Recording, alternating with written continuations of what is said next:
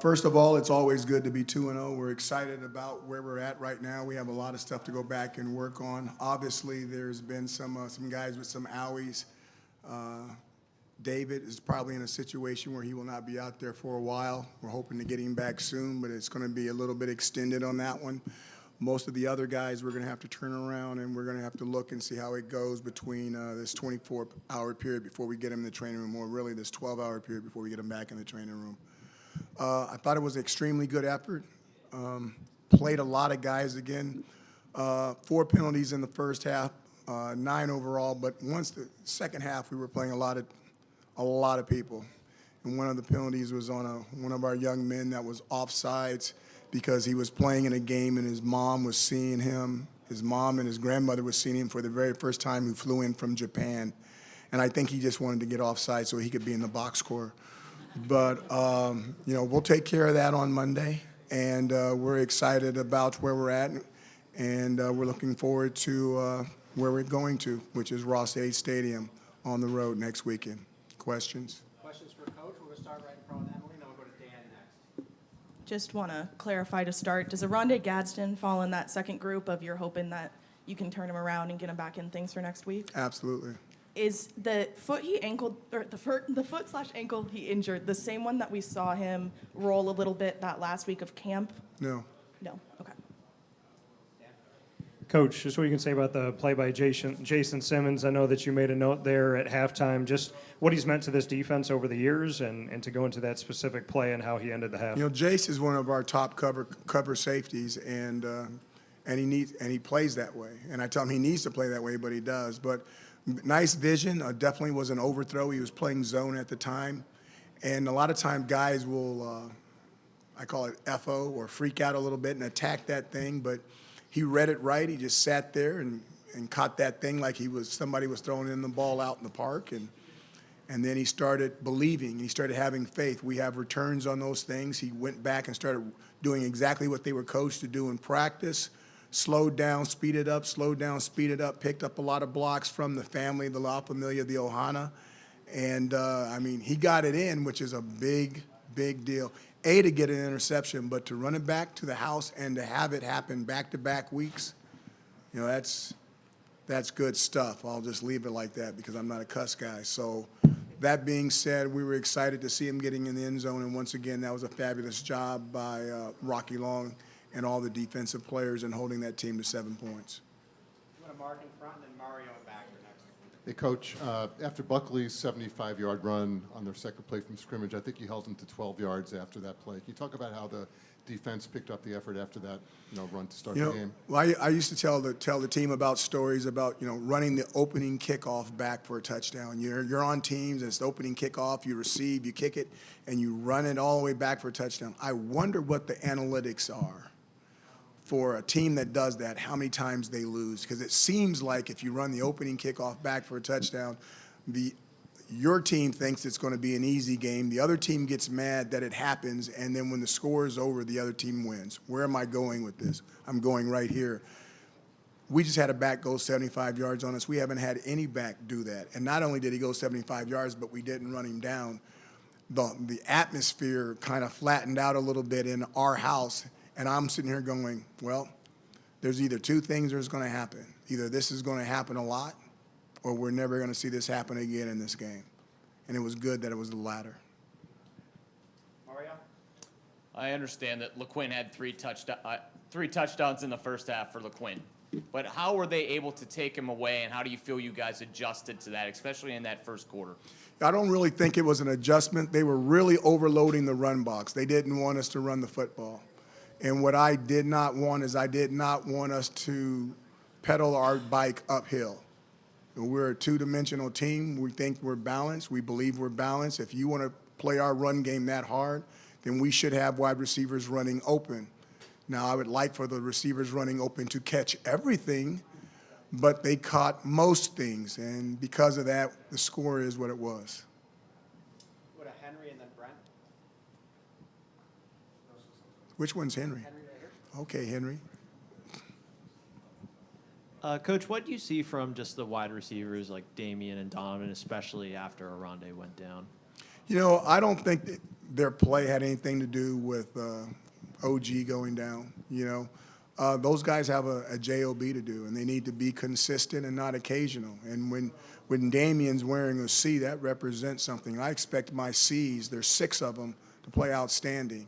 And he understands what the standards are, and all the other receivers understand what the standards are. Playing wide receivers at Syracuse University for Michael Johnson, Mr. Beck, and myself is not an easy deal.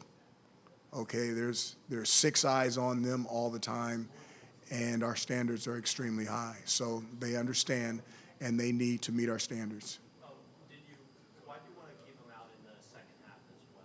Did you want to just keep them going for a few more drives? You mean Damien? Yes. Why did I keep him out the second half? Yeah. Because I wanted to see what the other guys can do.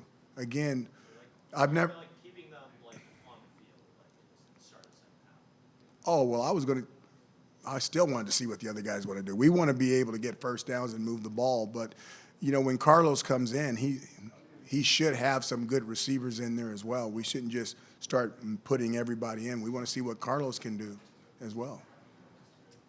Brent in front, and then we're going to go to Jesse and back. Coach, all things considered, after 2 weeks, what's your assessment of your defense? Starts with a G, ends with a D, has 2 O's in the middle. How much would you account how good your defense is versus 2 teams that, let's say, have had some struggles on offense? That evaluation comes as we move up, and we're moving up this coming week. Go to Jesse on the TV deck back there, and then we're going to come around here to Maddie next.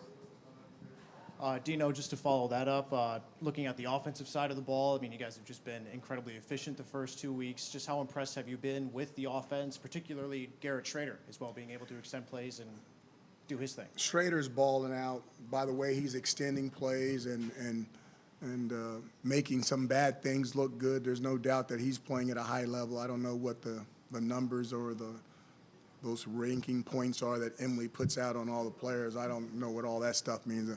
I know we grade them, and I don't know if our grades matter or the internet grades matter, but right now he's balling out, and he's doing a really good job extending plays and keeping plays alive. And as an offense, my biggest thing is making sure we don't turn the ball over, and we can't turn the ball over. I was really proud of how they operated on the goal line. We showed some new stuff on the goal line in short yardage. I thought they did a nice job of going from shotgun and then operating underneath the center. And we're looking forward to, you know, unleashing some other things, and hopefully they're going to be able to do those things good as well. Coach, part of that good defense is Justin Barron. He had 3 solo tackles today. What have you seen from him this season? Justin Barron is a captain. That means he always operates at a high level. Right here in the third row. No, one behind you, sorry.